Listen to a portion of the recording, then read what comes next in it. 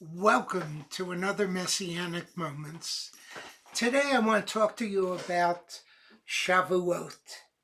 Shavuot is the second of the three pilgrim festivals, the Olei Regalim, Passover, and Sukkot being the other two. Shavuot occurs on the sixth day of Sivan, normally in May or June, 50 days after the feast of either first fruits or Passover, depending on whose calendar you follow. Legend has it that King David was born and died on Shavuot.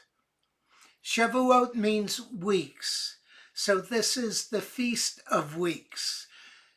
Exodus 34:22 says, "You are to observe the Feast of Shavuot, which is the first fruits of the wheat harvest, as well as the Feast of the Ingathering at the turn of the year."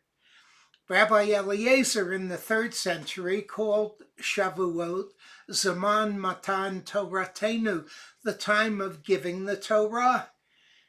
It thus commemorates the time when the Israelites stood at Mount Sinai 7 weeks after they had fled Egypt. The last 3 days of this 7-week journey was a time of purification. It would be here that the Israelites would receive the 10 Commandments.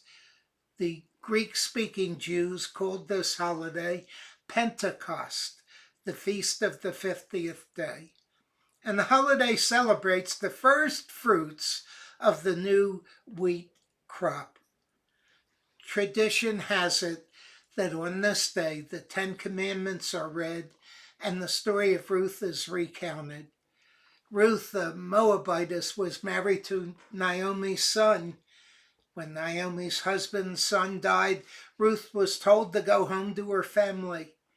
Her response was, "Entreat me not to leave thee, or to return from following after thee, for whither thou goest I will go, where thou lodgest I will lodge. Thy people shall be my people, and thy God my God." By embracing the God of Israel and his Torah, Ruth, a non-Jew, was welcomed into the family of Israel, and Ruth was King David's great-grandmother. Shavuot has lots of messianic implications. It presents a tapestry of old and new, of things that were and things that were to come. Acts chapter 2 verse 1 tells us that when the day of Shavuot had come, they were all together in one place. Of course they were. They were there to celebrate Shavuot, one of the 3 pilgrim feasts which required every male to present himself in Jerusalem with an offering to the Lord.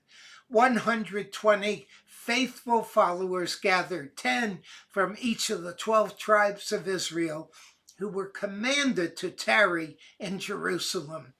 Suddenly, the Ruach HaKodesh, the Holy Spirit, filled the room, and tongues of fire came upon them, just as the Messiah had said would happen. Legend has it that when God spoke to Moses at Mount Sinai, he spoke in every language known to man. So too, the disciples spoke every known language in the upper room. But the real theme of Shavuot is power to witness for Yeshua. But you will receive power when the Ruach HaKodesh has come upon you, and you will be my witnesses in Jerusalem and through all Judea, Samaria, and to the very end of the earth. If you want to compare Shavuot from biblical times with Shavuot fulfilled, one took place on Mount Sinai, the other Mount Zion. It was on Mount Sinai that God gave the law amidst thunder and lightning. And it was on Mount Zion that God gave the Spirit with tongues of fire. So it's not only the birthday of Judaism, but the birthday of the body of believers. In Moses' time, receiving of Torah made the Israelites a cohesive group with a priestly calling. while receiving the Spirit made the believers a cohesive group with a priestly calling. There was great joy in a physical harvest in Moses' time, and there was great joy in a spiritual harvest in the upper room. On this day in Moses' time, 3,000 died at the hands of the sons of Levi, and in Shavuot fulfilled, 3,000 were saved and baptized. Wow. One of the greatest needs of the body today is the power of the Ruach HaKodesh. But the number one prerequisite for obtaining this power is hunger. The most dangerous thing that can happen to a believer is to lose their hunger and their passion and their desire for the presence and the power of God. Yeshua said, I am the vine, you are the branches. If you abide in me, and my words abide in you, you shall bring forth much fruit. But he also said, if you abide not in me, you will be cast forth like a dead branch and cast into the fire. The secret then to abundant life, overflowing life, anointed life, is a life lived in fellowship with Yeshua. The Ruach HaKodesh is here with a purpose. He came to empower us to carry on Yeshua's ministry. He came to anoint us, the same as he anointed Yeshua to destroy the works of the enemy. He came to set us on fire so that we would become warriors. Hag Shavuot Sameach. Until next time, this has been another Messianic moment. Shalom, shalom, and God bless. And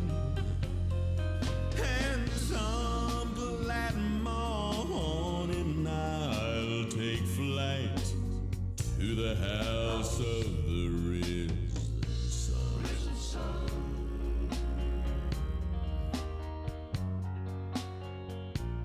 House of the risen